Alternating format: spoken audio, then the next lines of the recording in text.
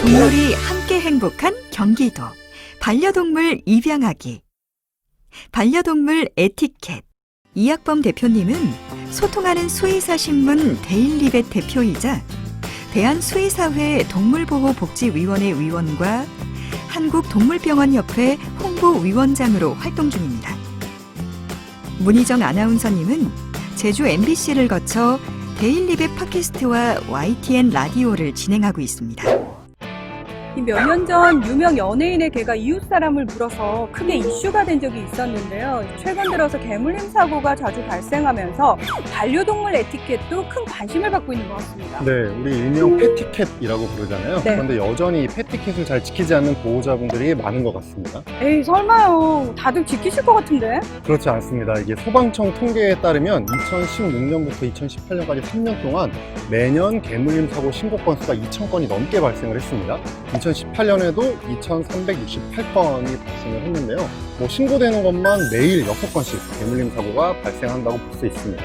생각보다 상당히 많은 개물림 사고가 발생을 하고 있는데 사실 단순히 상처에서 그치는 것이 아니라 사망까지 이르는 일도 있기 때문에 정말 주의를 하셔야 되는 부분인 것 같습니다. 그래서 오늘 이 반려동물 에티켓에 대해서 좀 알아볼까 하는데요. 어떤 것들이 있나요? 네, 일단 동물보호법상 지켜야 될 패티켓부터 정리해 드리겠습니다. 1. 동물보호법 기본 패티켓. 네, 첫 번째입니다. 동물 유기하지 않기. 당연히 버리면 안 되죠. 네, 동물 버리지 않는 거 너무나 당연하죠. 네. 자, 그리고 두 번째. 3개월 이상의 반려견은 꼭 동물 등록하기. 근데 이 동물 등록 같은 경우에는 2014년부터 의무화되기 시작했기 네. 때문에 상당히 오래됐거든요. 네. 그래서 기본 중에 기본이죠. 네, 그런데 아직 3분의 2의 반려견 보호자들이 동물 등록을 하지 않은 것으로 추정이 됩니다. 자, 이렇게 되면요. 정부에서 좀 더 강하게 단속을 해야 되는 거 아닙니까? 네, 그래서 정부가 칼을 빼들었습니다. 2019년 9월부터 대대적인 단속을 벌이고 있는데요. 이 과태료도 증가됐습니다. 네. 과거에는 동물 등록을 하지 않았을 때 첫 번째 적발됐을 때는 경고만 했어요. 지금은 적발되면 바로 20만 원의 과태료가 부과되고요. 최대 60만 원까지 과태료가 부과될 수 있습니다. 근데 꼭 과태료 때문이 아니라 사실 우리가 아이가 태어나도 출생신고는 당연히 하는 것처럼 반려동물을 키울 때 동물 등록은 기본 중에 기본이라고 할 수가 있는데, 자, 근데 문제는요, 이렇게 등록만 했다고 해서 끝나는 게 아니죠? 그렇습니다. 주인의 전화번호가 바뀐 경우, 또 집 주소가 바뀐 경우에 이 변경 신고를 하셔야 되고요. 우리 사람도 사망 신고를 하는 것처럼 등록된 반려견이 죽었을 경우에는 동물 등록 말소 신고를 해야 됩니다. 동물보호관리 시스템에 이제 반려인이 직접 들어가서 본인이 하실 수 있으니까 간단한 거니까요. 꼭 기억해 주셨으면 좋겠습니다. 여기서 잠깐 동물 등록제에 대해 알아볼까요? 동물 등록제의 목적은 반려동물과 반려인에 대한 정보를 행정기관에 등록해 반려인들의 책임의식을 높이고 실종 혹은 유기 상황에 대비하는 것입니다. 2014년 1월 1일부터 반려 목적으로 기르는 3개월 이상의 강아지라면 모두 등록해야 할 의무가 있고 각 행정구역의 지정 등록 대행 업체에서 동물 등록을 도와주고 있습니다. 동물 등록의 종류는 내장형과 외장형으로 나뉩니다. 내장형 식별장치는 쌀알만한 크기의 마이크로칩이고 어깨뼈 사이 목주름 피하에 주입하는 방식입니다. 외장형 식별장치는 목걸이 형태로 하네스에 연결하면 됩니다. 내장형에 비해 비교적 덜 부담스러워서 외장형을 선택하시는 분들이 많지만 분실 위험이 큽니다. 또 어떤 것들이 있죠? 네, 셋째, 외출 시 인식표 착용입니다. 그러니까 인식표, 목걸이 말씀하시는 거잖아요. 동물 등록을 해도 외출할 때는 인식표를 또 따로 해야 된다는 거죠. 그렇습니다. 이 동물 등록을 했다 하더라도 3개월령 이상의 반려견과 외출을 할 때는 반드시 이 인식표, 목걸이를 해야 되는데요. 여기에는 꼭 주인의 전화번호가 적혀 있어야 됩니다. 네 번째는 외출 시 배변 봉투 챙기기입니다. 우리 배변 봉투를 들고 나가서 우리 반려견이 대변을 보면 그걸 치워 주셔야 되는데요. 소변을 궁금해 하시는 분들이 많아요. 네. 네, 근데 소변의 경우에도 엘리베이터라든지 아파트 복도라든지 계단 같은 실내에서 한 경우에는 꼭 같이 치워 주셔야 됩니다. 마지막 다섯 번째는 외출 시 목줄, 리드줄 같은 안전장치를 하는 거고요. 또 맹견으로 분류된 개들의 경우에는 입마개까지 하는 겁니다. 네, 5가지를 쭉 들어보니까 정말 기본적인 에티켓들인데 이거 꼭 기억해 주셨으면 좋겠고요. 근데 이런 거 진짜 못 지키면은 반려동물 키울 자격이 없다라는 생각이 드는데 네.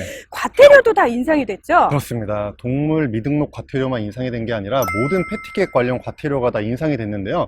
예를 들어 목줄을 안 하고 나간 경우에도 과거에는 1차 적발 시 5만 원이었거든요. 근데 지금은 바로 20만 원의 과태료가 부과되고요. 최대 50만 원까지 과태료를 낼 수 있습니다.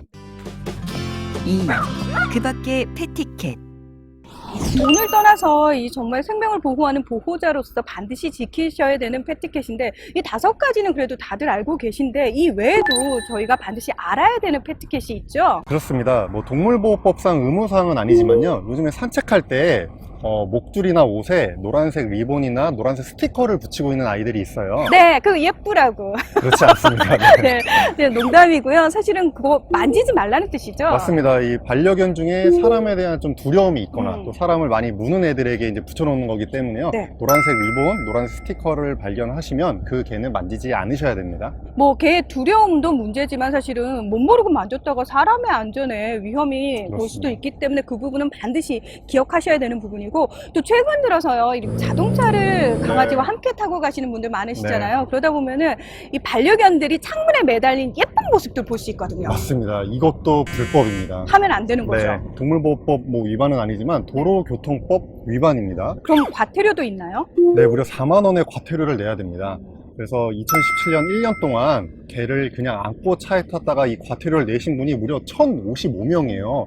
이게 3년 전보다 4배 이상 증가한 수치니까요. 뭐 주의가 필요할 것 같습니다. 네. 근데 대중교통을 이용할 때는 당연히 이동장에 넣는다라고 생각을 하시는데 그냥 자가용을 이용할 땐 내가 안고 타면 되지라고 생각하시는 분들이 많으시거든요. 근데 어떻게 해야 되는 거예요? 네, 우리 대중교통 이용하는 거랑 똑같이 이동장 케이지에 넣어서 반려견과 차를 동반 탑승하셔야 되고요. 최근에는 반려견용 카시트 같은 제품이 나와 있으니까요. 이런 네. 걸 이용하실 수도 있습니다. 네. 반려견이 창문을 통해서 뛰어내릴 수도 있기 때문에 이 부분은 반드시 좀 지키셔야 될 것 같고요. 저희가 그 동물보호법상 5개, 네. 그리고 도로교통법상, 그리고 노란 리본, 이렇게 패티켓을 말씀을 드렸는데 여기에다가 하늘에서도 지켜야 될 패티켓이 있다면서요? 그렇습니다. 이 반려견과 비행기를 함께 탈 때 지켜야 될 패티켓이 있습니다. 최근에 반려견과 함께 여행 가시는 분들 정말 많습니다. 진짜 많습니다. 우리 이제 대형견, 중대형견의 경우에는 비행기에 화물칸에 실어야 되는데요. 네. 5에서 7kg 미만인 이 소형견들은 우리 기내에 동반 탑승을 할 수 있거든요. 근데 1년에 반려견과 비행기를 동반 탑승하시는 분이 무려 4만 명이 넘습니다. 네, 상당히 많은 숫자의 분들이 기내 탑승을 함께 하시는 네. 거잖아요. 자, 그렇다면 나만 있는 게 아니고 다른 승객들도 있기 때문에 이 기내에서는 어떻게 해야 되는 거예요? 네, 기내에서도 똑같습니다. 이 케이지에서 반려견을 꺼내면 안 되는 게 기본적인 패티켓인데요. 네. 얼마 전에 케이지에서 반려견을 꺼내서 내가 안고 가겠다고 승무원과 실랑이를 하다가 2시간 동안 비행기가 뜨지 못하는 이런 사건도 있었습니다. 네, 이건 정말 민폐 중에 민폐라고 할 수가 있는데요. 특히 또 민사소송의 대상도 될 수 있기 때문에 더 주의를 하셔야 될 것 같습니다. 저희가 오늘 총 8개의 패티켓, 반려동물 에티켓을 알려드렸는데요.